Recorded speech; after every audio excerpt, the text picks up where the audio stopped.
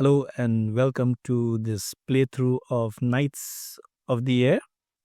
Today we are going to see what some or rather a couple of turns look like in this game. And before we go ahead, let me just remind you what this game is all about. This is basically a hex uh, and scenario based game where you get small counters. This is an airship, of course, a Zeppelin. And just like that, we have other counters. This is, of course, a German biplane, a fighter. And then similarly, we have bombers. So basically, in this game, you'll be able to control fighters, bombers, and airships and take them, fly across them on different missions. There are two sides, the Allied and the Central Powers.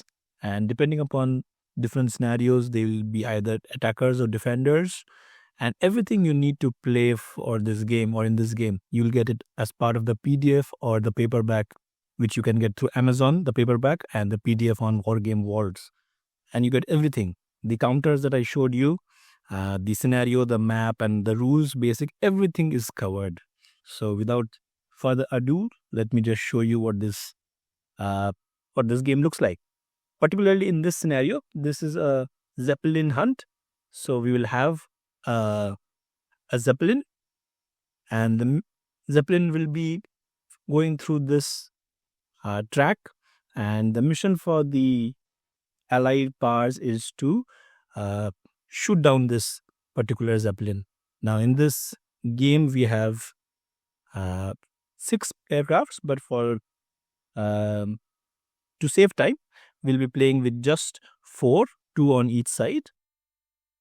This will give us a flavor for what this game is all about. So the Zeppelin will be, of course, I've placed a German player in the British player's place.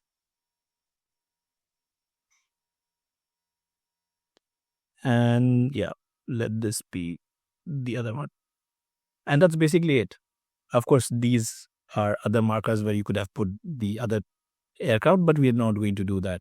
And all you need to play this game is the map and then the scenario. It's already there. The scenario includes all the details regarding the movement, the firing, and the combat role, along with notes on the terrain. Now, what's the victory condition? For the Central Powers, the victory condition is the Zeppelin needs to start from here and end here. If it's able to exit the map, then the Central Powers have won.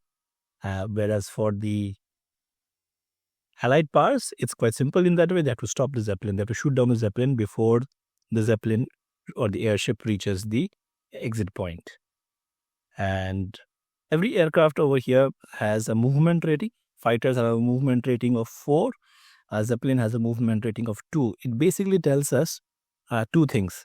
Firstly, the number of hexes it can cover. Also, in fact, the turns. So the movement rating is basically a sum of the number of hexes it can cover in one particular turn added to the number of turns it can do.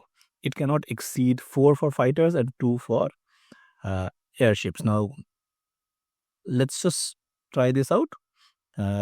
In this particular scenario, the Central Powers player starts first, and as an airship, it has to follow this. So it starts here, 1, 2, and immediately it's on a anti-aircraft hex, and the air defense will fire on it. And let's see what happens as a result of that. I'm doing the combat rolls on a separate sheet. We rolled the d6 and there was no hits, so it's safe. Now we'll play the other player. Now this is a fighter. It has a movement rating of 4, so it can move to 4 straight hexes, or it can do 3 and do a heading change. So that was 1 hex, so there it is. Now I've done all my movements. I don't have any combat in front of me. So then that the turn goes to the British player. And of course, they are going to go straight for the kill. So let's move 1, 2, 3. And a heading change. So that's where it is poised. And the second player will basically go 1, 2, 3, 4. So no heading change, just 4 straight moves. And again, no one is in range. So then the turn passes to the axis player. And so 1 and a heading change. So that means there's where I am stuck. And what I'll do is, this is an immediate threat. So let me do a heading change of 1. So 2, 3. And I'll stay here. I'll need to attack it. So that's where I get into a combat. So the British aircraft is in my firing range. That is 1 hex. And right in front of me. So that's in my firing arc as well. Now my fighter is a ace player. So I can roll 4d6. So I'm rolling 4d6. And I've got 2 hits. I've got 2 hits on this particular aircraft. Now I'm just playing a few aircraft, so I don't need to necessarily I'll be able to remember them. Otherwise you can maybe do a tick on that second box over here for this particular aircraft. So the scenario has markers for all the particular aircrafts, and you can track their damage here itself. So it's on a 2. So that's where it is. Other than that, I don't have any other. In this particular scenario, the airship does not involve in combat. So there it is. So that's where it is.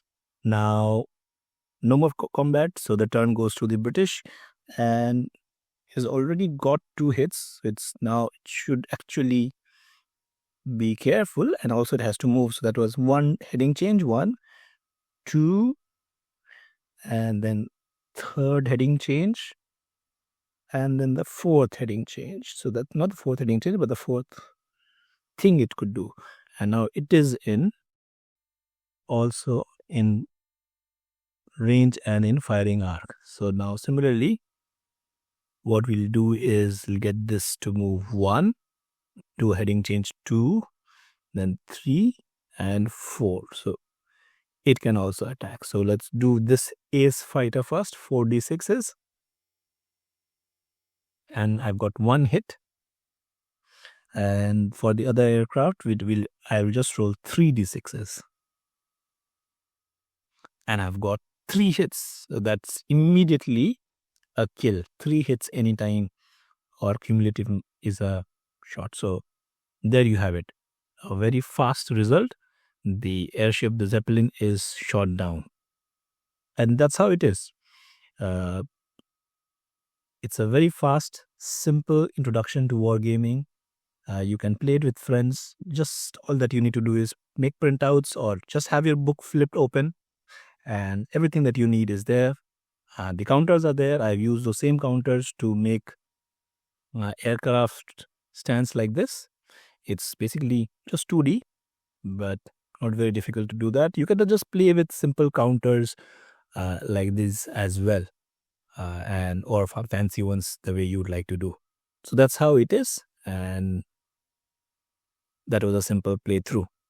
I hope you enjoy it, and feel free to share your thoughts and comments, and all the best.